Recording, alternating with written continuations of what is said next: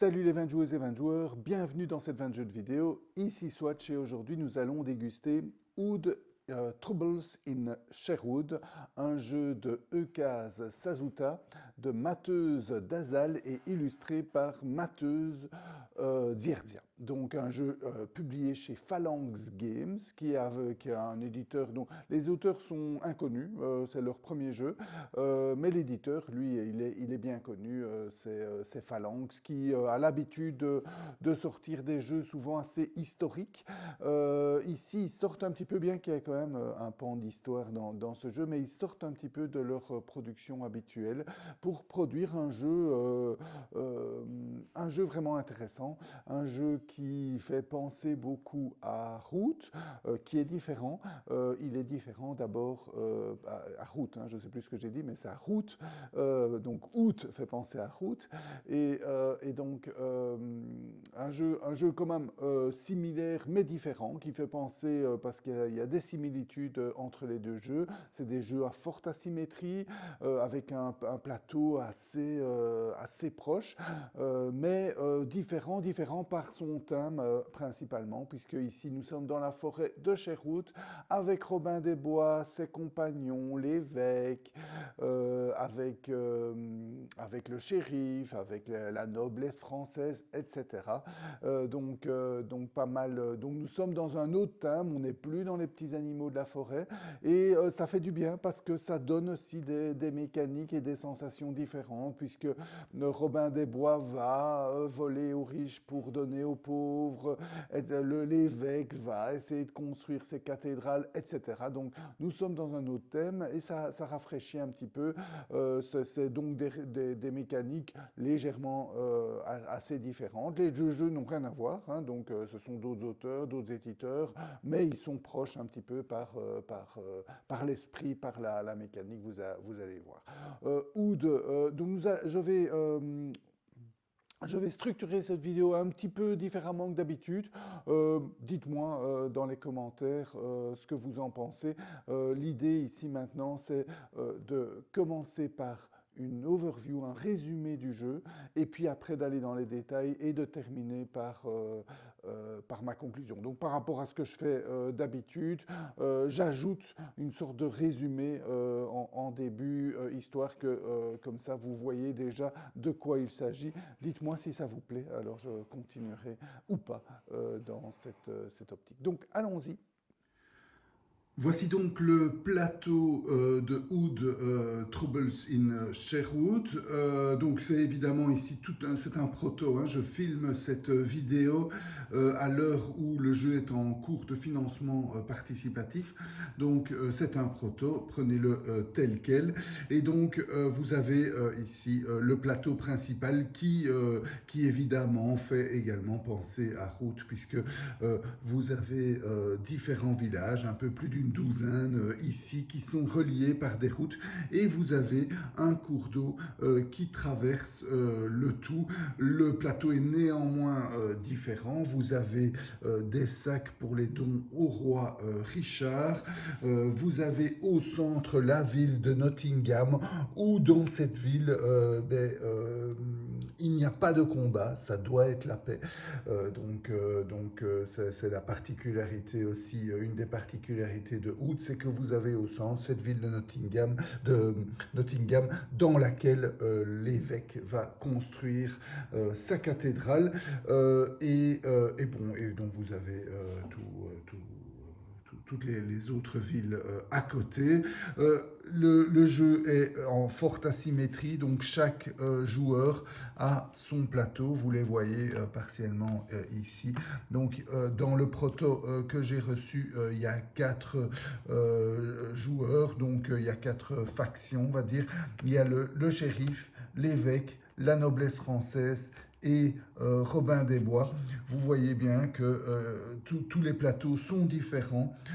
C'est une asymétrie assez forte, même si le jeu est moins, je dirais un peu moins asymétrique que dans Route. Donc et chacun a sa particularité. Le jeu se joue en une série de tours. L'objectif du jeu, c'est d'être le premier arrivé à 25 points. Quand une joueuse ou un joueur arrive à 25 points, eh bien, on termine le tour en cours et c'est fini. Celui qui a le plus de points l'emporte. Donc une fin assez brutale. Évidemment, on va voir l'évolution des points de chacun et on pourra se dire quand on arrivera à la fin. Mais donc voilà, ça c'est ce qui sonne la fin du jeu. Et comment ça se déroule autrement? Eh bien, chacun va jouer à son tour jusque quand la fin du jeu survient. Donc, on joue tous à son tour et autour de chaque joueur, vous avez une série de phases. Chaque joueur a les mêmes séries de phases. Le début de son tour, les actions qu'ils vont pouvoir faire. Donc, chaque joueur va faire 3 actions. Donc au début de son tour, ben, chaque faction a une petite asymétrie, chaque faction a un truc qui se passe ou pas pendant le début du tour. Puis le joueur va pouvoir ici faire 3 actions parmi les 6 proposées dans sa faction. Vous voyez les autres factions, par exemple, le shérif, lui, il n'a que 4 actions possibles. Vous voyez l'évêque, il peut faire 5 actions, etc.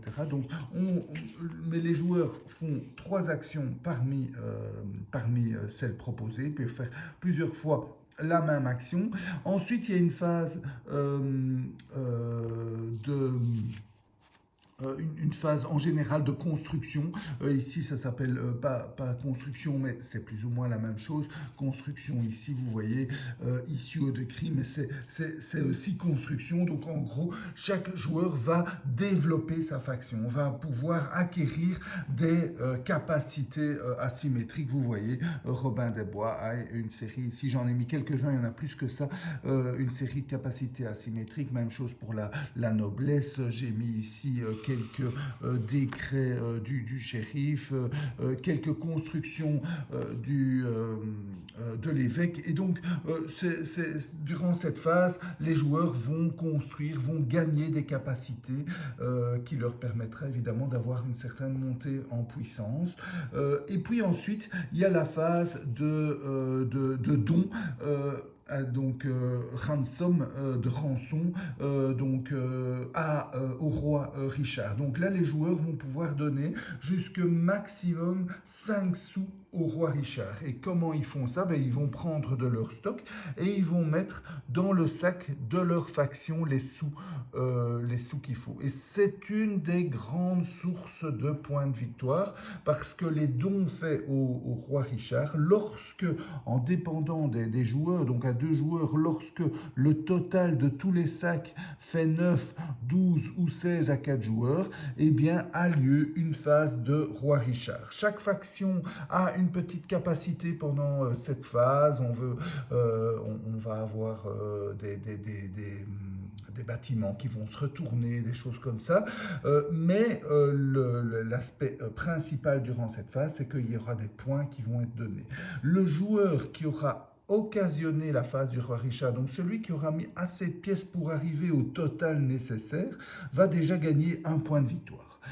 Ensuite, par 3 pièces dans chaque sac, chaque joueur ou joueuse va gagner des points de victoire. Donc si l'évêque a mis 6 pièces, il va gagner 2 points de victoire. Si le shérif a mis 9 pièces, il va gagner, ou 7 pièces, donc on arrondit à l'inférieur. S'il a mis 7 pièces par exemple, bien, il va gagner 2 points de victoire. Et celui qui aura déclenché cette phase gagnera 1 point de victoire supplémentaire. Et donc il y a une petite attente, une petite course entre les joueurs où on ne va pas mettre de trop au début pour ne pas donner la possibilité à un joueur de trop vite déclencher cette phase, puisque durant la phase de rançon, où on va pouvoir mettre des pièces, on ne peut mettre que 5 pièces maximum dans son sac. Donc si on est à 4 joueurs et qui a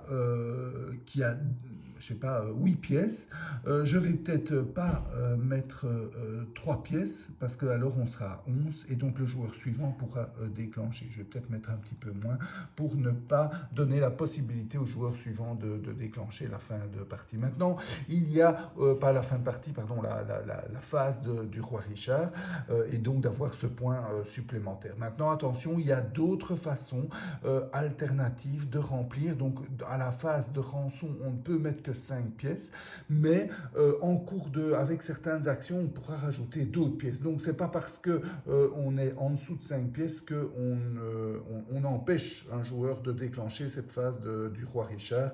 Donc voilà, c'est à la limite, je dirais, même si on le veut, c'est difficilement maîtrisable puisque, en fait, je peux vous le montrer, mais vous voyez, c'est ce symbole-ci. Ce symbole-ci, ça veut dire mettre dans son sac pour le roi Richard. Et vous voyez que, par exemple, ici, le shérif, pendant la phase de rançon, eh bien, il peut mettre jusque 5 pièces de sa réserve dans son sac, mais pendant ses actions, quand il fait l'action collecte, les pièces qu'il gagne en collectant, eh bien, il va pouvoir les mettre aussi directement dans son sac. Donc, il va pouvoir, si par exemple, il collecte 4 pièces ici et qu'il a en plus 5 pièces, il pourra mettre à son tour 9 pièces dans... Donc, c'est ce que je voulais dire, c'est que c'est difficilement maîtrisable, mais cette phase est essentielle.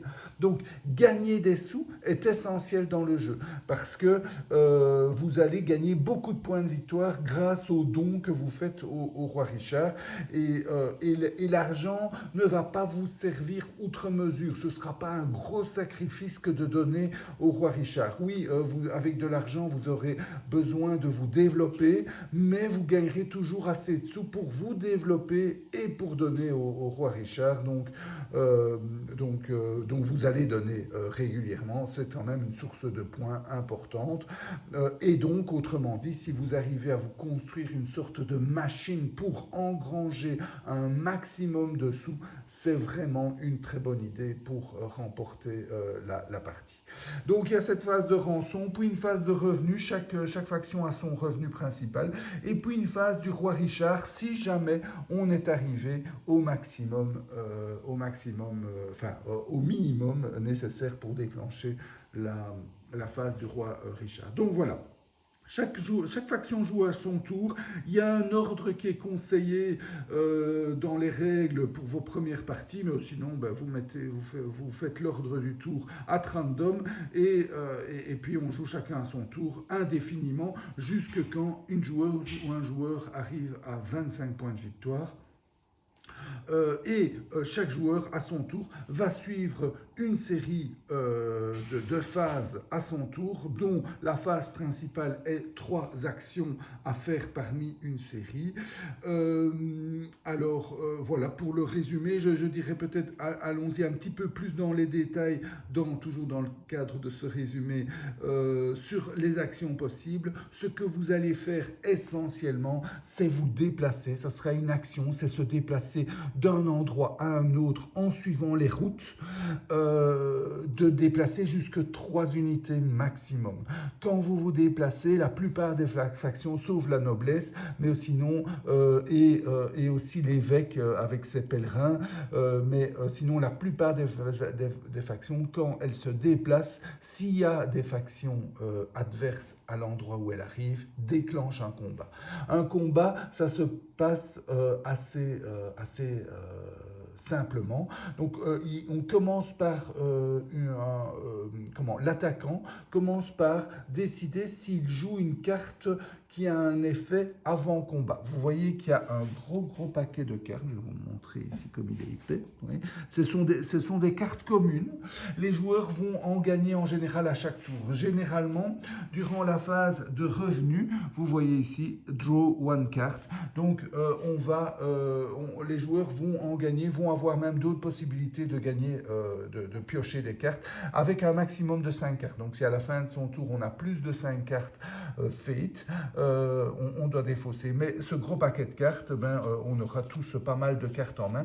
Et donc, ces cartes ont des effets. Ils peuvent avoir des effets avant ou après un combat. Et donc, si vous avez une carte avec un texte qui dit vous voyez, par exemple, ici, j'ai avec un peu de chance, à jouer avant un combat. Si le combat est dans une région de ce type-là, j'ajoute une force à mon combat. Et en plus, si je suis l'évêque, j'ajoute 2 forces donc à la place. Hein. Donc, vraiment, c'est une force, mais si je suis l'évêque, j'ajoute 2 forces. Donc, vous voyez, vous pouvez jouer. Donc, l'attaquant peut commencer par jouer une carte avec un texte avant combat. il la place face cachée. Le défenseur, s'il veut, il peut jouer une carte, si avec un effet avant combat, il la place face cachée. Puis l'attaquant peut encore jouer une carte effet avant combat, etc. Ça tourne comme ça indéfiniment jusque quand les deux joueurs disent stop, je ne mets plus, donc je passe, je n'ai pas de carte à mettre. Et donc quand il y a deux passes en suivant, cette phase est finie de carte avant combat. On dévoile la carte et puis vient le combat en lui-même. Le combat en lui-même, l'attaquant commence, soit il décide de jouer une carte face cachée, qui n'a pas un effet avant combat, je vous expliquerai à quoi sert cette face cachée, cette carte à face cachée. Soit il joue une carte face cachée, soit il dit non, je jette le dé. Donc il choisit, soit il joue une carte face cachée, soit il jette le dé, et même chose pour le défenseur, qui soit joue une carte face cachée, soit décide de jeter le dé. En général, en fait, vous allez voir, les cartes face cachée apportent des épées. Et donc, ici, par exemple, elle apporte 3 épées, donc 3 points de force, sauf si vous êtes dans une région de port, où elle apporte même un 4e point de force. Et donc, je vais vous montrer les types de régions. Les régions, en fait, sont indiquées ici. Vous voyez, ça, c'est une région countryside, donc, on va dire... allez... voilà, une région de campagne, ça c'est la forêt, ça c'est la ville, et vous avez les ports en bleu. Donc vous avez 4 types de régions, et donc vous voyez, ben voilà, celle-ci, si vous le jouez dans un port, eh bien vous avez encore un 4e point de victoire supplémentaire. Tandis que le dé, c'est soit un point de force, soit 0 point de force, soit 2 points de force, pas plus. Donc en général, vous allez préférer jouer une carte parce qu'elle va vous apporter plus de points de force. Mais si vous estimez que le combat risque d'être perdu d'avance, autant garder vos cartes pour plus tard, parce que vous en gagnez, mais pas trop quand même, et jouer un dé, comme ça vous gardez vos cartes. Donc voilà, et puis après, il y a encore une phase de cartes post-combat. Si jamais, mais il y en a beaucoup moins, mais si jamais un joueur veut jouer une carte post-combat, il peut aussi après. Et voilà comment. Et alors on compare aussi les forces évidemment des unités, en sachant par exemple que chaque faction a des forces un petit peu différentes. Robin des Bois avec ses compagnons ont un point de force, tandis que le shérif et ses soldats, ses gardes, ils ont 2 points de force. L'évêque, ses pèlerins, ils ont 1 point de force, mais les inquisiteurs ont 2 points de force. Vous avez aussi à la noblesse, les simples payes, ils ont 1 point de force, mais les chevaliers, ils ont 3 points de force. Donc voilà, donc chaque unité, évidemment, c'est bien équilibré tout ça. Donc c'est pas parce que vous avez des unités plus fortes que vous allez nécessairement gagner plus facilement. Par exemple, celui qui a les unités les plus fortes, c'est clairement le shérif avec ses gardes. Mais le shérif avec ses gardes a vraiment intérêt dans la partie de s'éparpiller, d'avoir donc un seul garde par région. Évidemment, un seul garde, il suffit d'arriver avec 3 pèlerins et vous avez 3 points de force contre 2 points de force. Voilà, tout ça c'est équilibré. En plus, par exemple, Robin des Bois, avec ses petits 1 point de force, il peut revenir très facilement. Dès qu'il se fait tuer, il revient dans sa réserve, mais il peut renvoyer très facilement ses compagnons sur le terrain, tandis que le shérif, lui, il ne sait en renvoyer qu'un seul par tour. Donc s'ils sont fait tuer 3, ben, il lui faudra 3 tours pour les faire revenir en jeu. Donc voilà, tout ça, c'est des équilibres assez bien faits. Donc voilà. Mais on compare les points des forces de toutes les unités en jeu. Hein. Si vous avez 3 unités à 1 point de force, ça vous fait 3 points de force. Et on ajoute les points de force de la carte ou du dé joué. Et celui qui a le plus de points de force gagne le combat. Celui qui a perdu reprend toutes ses unités, les met dans sa réserve. Et celui qui gagne le combat, en général, va gagner un ou plusieurs points de victoire en fonction de chaque faction. Mais donc, c'est aussi une façon de gagner des points de victoire, c'est de gagner des combats, en sachant que vous avez des factions qui ont plutôt intérêt à se battre, d'autres moins intérêt à se battre, parce qu'elles peuvent gagner des points de victoire différemment. Mais donc voilà, donc vous avez cette grosse source de points de victoire aussi, qui sont les combats, qui se gèrent assez facilement. On joue des cartes, on jette des dés et on compare la force de chaque unité. Il n'y a jamais, c'est pas Twilight Imperium, hein, il n'y a jamais des unités très complexes et tout ça, donc c'est assez simple. Donc voilà, donc les actions qu'on peut faire, je disais, on peut, en général, on va faire souvent les mêmes actions. On va se déplacer, on va combattre, on va collecter. Donc il y a une faction qui est Robin des Bois, qui est une faction évidemment très gentille. Elle va attaquer. Vous avez dans le jeu, vous avez des commerces. Vous avez dans le jeu des commerçants. C'est ceci. Vous voyez, ça c'est le commerçant maritime et ça c'est le commerçant terrestre. Vous allez pouvoir commercer. Donc la plupart des factions vont pouvoir commercer avec eux.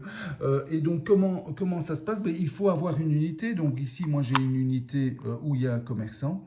Je fais l'action commerce simplement. Je reçois en général, la plupart des factions ont ça.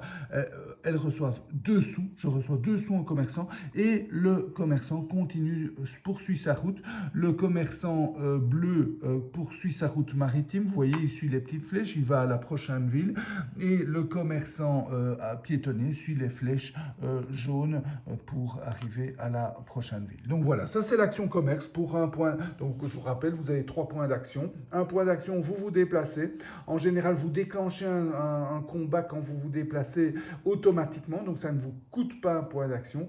Pour un autre point d'action, vous pouvez commercer. Donc si vous êtes présent dans une ville où se trouve un commerçant, pour un point d'action, vous gagnez 2 sous et vous envoyez le commerçant à la ville, à l'étape suivante. Robin des Bois est un peu plus particulier parce que lui, il n'est pas doué dans les commerces. Donc quand il commerce, il ne gagne qu'un seul sou. Par contre, il est le seul à pouvoir attaquer un commerçant. Quand il attaque un commerçant, il gagne 4 sous. Et à ce moment-là, ben voilà, il gagne pas mal d'argent. Il est le seul à pouvoir gagner pas mal d'argent, mais il faut qu'il attaque les commerçants. Donc vous allez voir que dans une partie, Robin des Bois, il va beaucoup bouger pour aller chercher les commerçants, parce qu'en plus, quand il les attaque, les commerçants fuient, donc ils donnent 4 sous, mais ils ne vont pas simplement à la ville suivante, ils sautent une ville, ils vont encore plus vite, parce qu'ils ont peur quand même. Hein. Donc il va falloir que Robin des Bois fasse beaucoup d'efforts pour bouger, pour aller poursuivre tous ces commerçants et pour pouvoir les attaquer, pour avoir beaucoup de sous, parce que lui, une autre action qu'il va pouvoir faire, il est le seul, il va pouvoir donner aux pauvres. Et c'est quoi donner aux pauvres? C'est déposer de sa propre poche 1 sou aux endroits où il est présent. Donc il va mettre 1 sou, aux endroits où il est présent. Donc il met 1 sou là, il est présent ici, il met 1 sou ici. Donc il va mettre 1 sou simplement aux endroits où il est présent. Et pour chaque sou qu'il va mettre, il va gagner des capacités chez lui. Je vous montrerai ça dans les règles en détail. Et donc les autres joueurs vont pouvoir récolter. Donc une action que les autres joueurs vont faire, c'est qu'en étant à un endroit où il y a des sous, eh bien, s'ils sont, par exemple, ici et ici, pour une action, ils récoltent les sous dans les villes où ils sont. Et donc voilà, c'est une autre façon de bien gagner les sous, c'est de collecter. Donc voilà les actions, je dirais, principales. C'est se déplacer, combattre automatiquement ou pas. La noblesse, par exemple, ne combat pas automatiquement, ça lui coûte une action de combattre. Ça, c'est chaque faction a ses petites capacités, mais voilà, donc vous vous déplacez, vous combattez, pour le Robin des Bois va pouvoir attaquer la diligence, va ensuite distribuer l'argent aux pauvres, mais les pauvres, c'est les autres joueurs, donc le shérif, l'évêque ou la noblesse, quand ils voient des sous, ils vont les prendre. pas de chance pour les pauvres. Et donc voilà un petit peu la dynamique du jeu, en sachant que chaque faction a ses particularités, comme je le disais. Par exemple, ben le shérif, lui, il a plutôt intérêt à s'éparpiller parce qu'il va gagner des points automatiquement à la fin de son tour s'il est éparpillé. Et donc lui, en plus, il va pouvoir se construire des capacités où il va pouvoir collecter de l'argent adjacent où il est. Donc lui, il va surtout jouer je collecte, je distribue, je donne au roi et je gagne mes petits points de victoire. Robin des Bois, lui, il va suivre la diligence, il va essayer de s'éparpiller aussi pour donner un maximum aux pauvres. L'évêque, lui, l'évêque, il va attaquer les autres, et quand il attaque les autres, ou il fait un sermon, donc il a deux types d'actions qui lui permettent d'arriver au même résultat, mais elles sont un peu différentes. Celle d'attaquer va lui coûter une attaque, donc ça va lui demander de l'effort. Faire un sermon, il va être obligé de donner des cartes aux autres joueurs pour les convaincre de son sermon. Et quand il fait ça, il rassemble les pions des joueurs sur les sites de construction de son église et de sa cathédrale et à Nottingham, et il va pouvoir leur payer des sous pour les faire travailler et travailler à son église et à sa cathédrale. Ça va lui rapporter des capacités et des points de victoire. Donc voilà en gros le jeu, la dynamique du jeu. Vous avez le shérif en rouge qui va vouloir s'éparpiller, vous avez vous avez Robin des Bois qui va vouloir distribuer l'argent, vous avez l'évêque qui va engager tout le monde pour la construction de sa belle cathédrale, et vous avez la noblesse qui, elle, va surtout gagner en provoquant les autres en duel, et les chevaliers ont quand même 3 points de force, donc ils gagnent régulièrement leur duel, et donc ça leur permettra plus facilement de gagner des points de victoire. Voilà pour le résumé du jeu. Maintenant, je vais arriver dans la phase plus complète en parlant de chaque faction plus en détail. Allons-y pour la noblesse. La noblesse, en fait, elle suit, vous voyez, je ne vais pas rentrer trop en détail non plus. En fait, c'est assez simple. Le jeu de chaque faction, parce que vous avez qu'à suivre. Vous avez qu'à suivre tout ce qui est indiqué, donc c'est très bien fait. Vous avez aussi ces particularités, ces capacités spéciales qui sont indiquées ici, et vous n'avez qu'à suivre. Ok, au début de mon tour, je place un de mes soldats de ma réserve sur un de mes châteaux forts, et vous voyez, il va pouvoir construire des châteaux forts un peu partout sur le terrain. Ensuite, il va faire 3 actions parmi les actions classiques que je vous ai expliquées. Il va pouvoir, entre autres, lui, recruter des nouveaux soldats en payant de l'argent. Donc, il va utiliser son argent plus pour lui-même. Par contre, il va pouvoir faire des duels, donc provoquer d'autres ennemis en duel 1 contre 1 avec ses chevaliers qui valent 3 en attaque. Donc, il gagne très facilement, et il va gagner des points de victoire par rapport à la force de l'ennemi qu'il aura combattu. Donc c'est ça qui va lui donner plus une source de points de victoire. Il va pouvoir se construire des capacités telles que par exemple rendre tous ces forts adjacents l'un l'autre, pouvoir donc automatiquement pendant la phase, le début de sa phase, placer un soldat dans un de ces forts et des choses comme ça. Donc voilà pour la noblesse. Pour l'évêque, lui, l'évêque, il va construire sa cathédrale. Il aura besoin d'autant d'ouvriers présents à Nottingham ou dans les sites de construction. Dans les sites de construction, il ne peut mettre qu'un seul soldat par site et au maximum sur les 3 sites, chaque joueur ne peut avoir qu'un seul soldat. Donc vous ne pouvez pas avoir 2 rouges ou 2 verts ou 2 bleus sur cette site. Par contre, ça c'est tout à fait possible. Un de chaque joueur et maximum un par site. Le reste, quand il engage ou il gagne un combat et qu'il veut les engager pour la construction de sa cathédrale, il les met à Nottingham. Il peut utiliser tous ceux qui sont à Nottingham également pour faire sa construction, mais évidemment, tant qu'ils sont là, les soldats des joueurs sont bloqués, ils ne peuvent pas les bouger. Tandis qu'à Nottingham, quand arrive si vous l'avez pas, si l'évêque ne les a pas utilisés pendant son tour, pendant le tour de joueurs, ils vont vite quitter Nottingham pour pouvoir ne pas devoir travailler à cette construction. Donc, et la construction, donc, il va devoir payer les ouvriers une pièce qu'il utilise et il va pouvoir se construire des capacités personnelles en construisant, en sachant que en construisant les différentes églises, je dirais, tandis que la cathédrale, ça lui coûte le maximum 5 ouvriers, il va falloir 5 ouvriers pour construire sa cathédrale, mais ça lui rapportera quand même beaucoup de points de victoire. Vous voyez ici, le reste, ça lui rapporte qu'un seul point de victoire, là, ça lui rapporte 5 points de victoire. Donc, lui, il va, au début du jeu, peut-être se construire plus facilement des petits bâtiments, comme ça, il va gagner des capacités, mais rapidement, il va devoir vite construire sa cathédrale pour gagner des points de victoire et rattraper un petit peu le retard en points de victoire qu'il aura accumulé au cours du jeu. Il va aussi pouvoir, quand il construit ses bâtiments, il va construire ces bâtiments-là qui vont, vous voyez, pendant comment il va pouvoir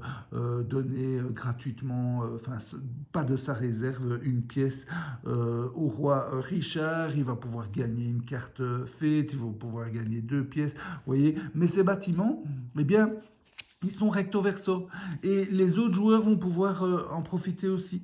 Donc, quand un bâtiment est sur cette face-là, un autre joueur peut, en activant ce bâtiment, il donne 1 point à l'évêque et il peut mettre 2 pièces dans le sac du roi Richard.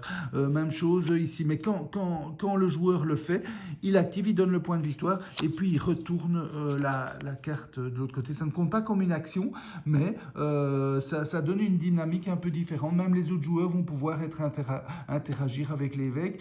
Et quand ils sont comme ça, pendant une phase de roi Richard, l'évêque va pouvoir actionner une de ces tuiles sans la retourner. Donc ça lui donne un avantage supplémentaire. Donc voilà, ça c'est pour l'évêque. Pour le shérif, lui, il va faire des décrets. Lui, quand il va gagner un combat, il va pouvoir placer des décrets sur les villes. Et puis, en fonction des décrets sur les villes qu'il a, donc vous voyez, s'il a un décret sur chaque type de ville, il peut les retourner, donc les retourner face cachée et émettre ces décrets. Et ces décrets vont lui donner des capacités spéciales, comme ici, vous voyez, il gagne pendant la phase de début de son tour, il gagne automatiquement une carte fête, il va pouvoir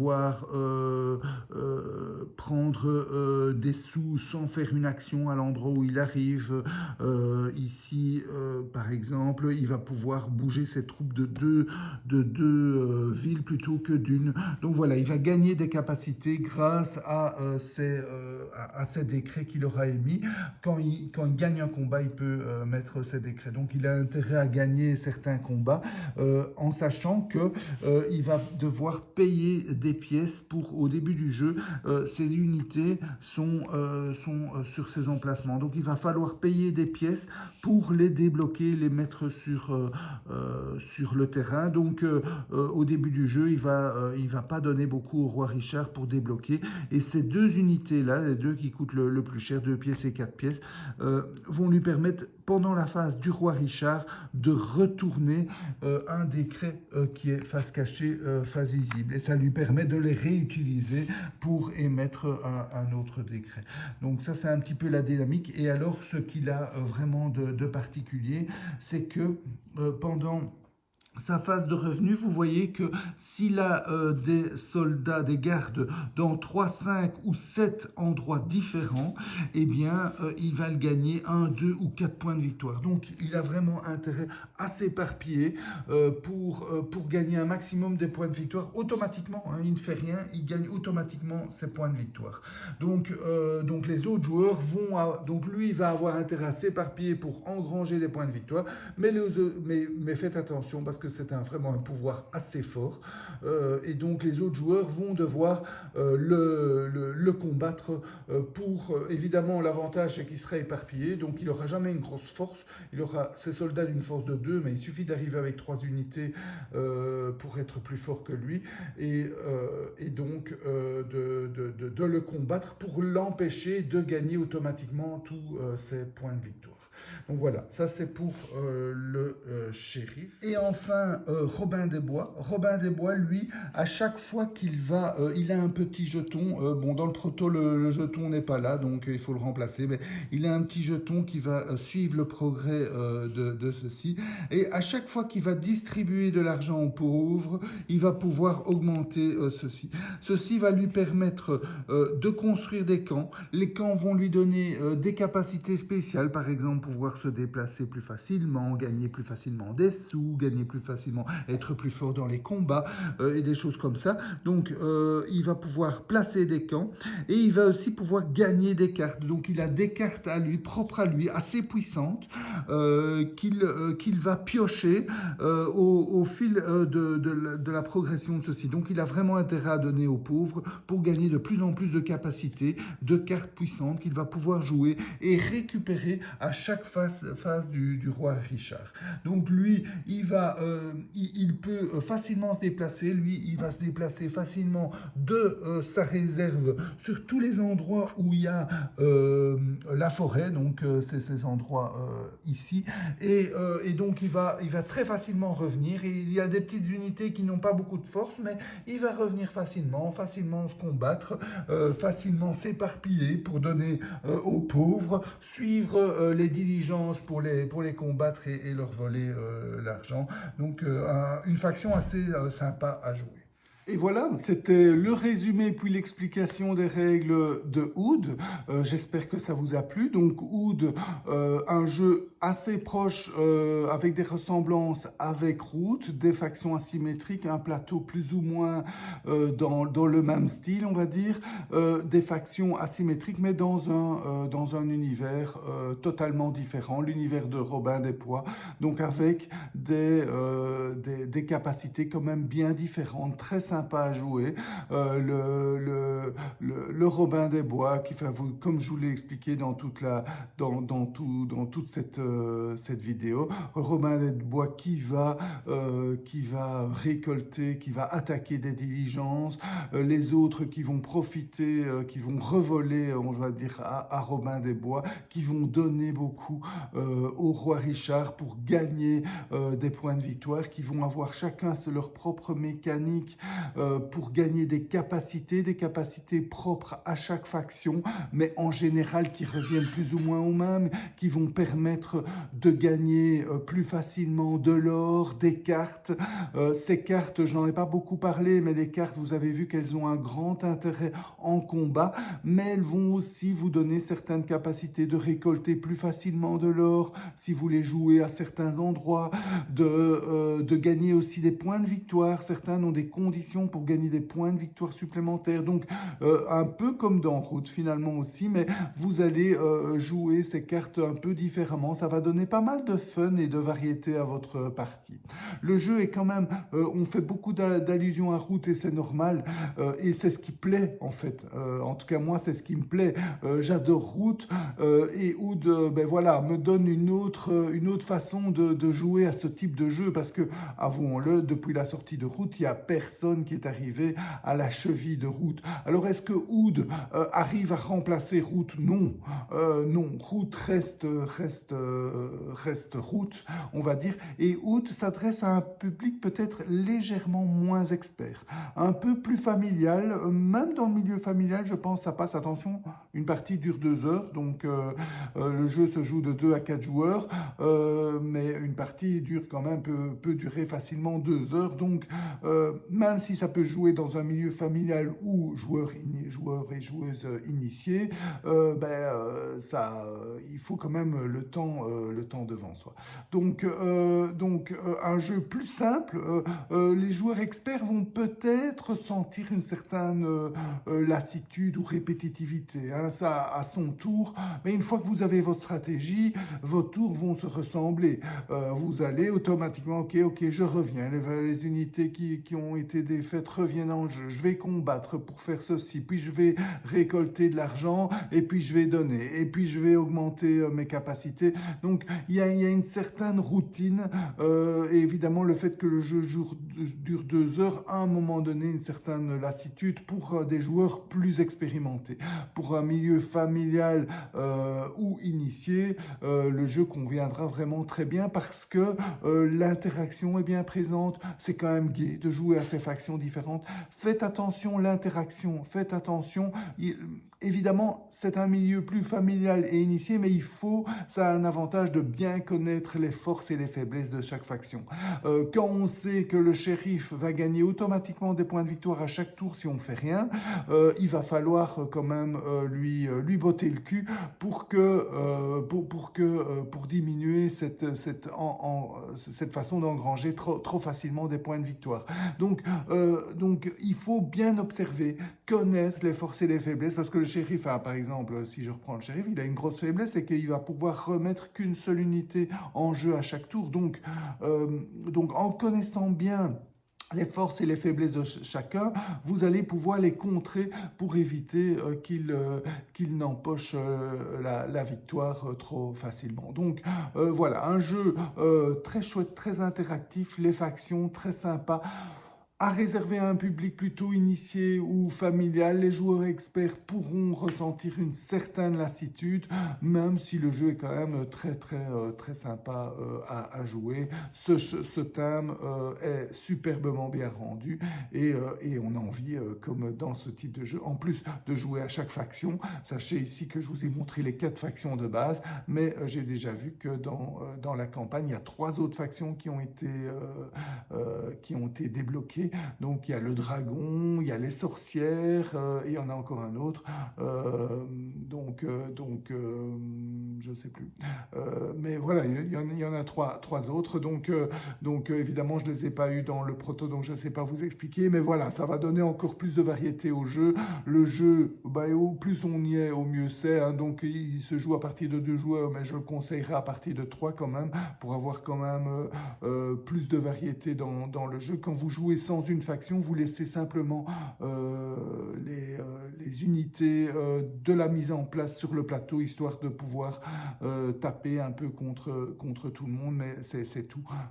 C'est les seuls ajustements qu'il faut faire. Voilà, donc un jeu très chouette, plutôt milieu, je vous dis, familial initié, mais très chouette à jouer, et une belle façon de remplacer Root. Voilà pour Oud. J'espère que cette dégustation vous a goûté. N'hésitez pas à mettre en commentaire ce que vous avez pensé de ce petit résumé.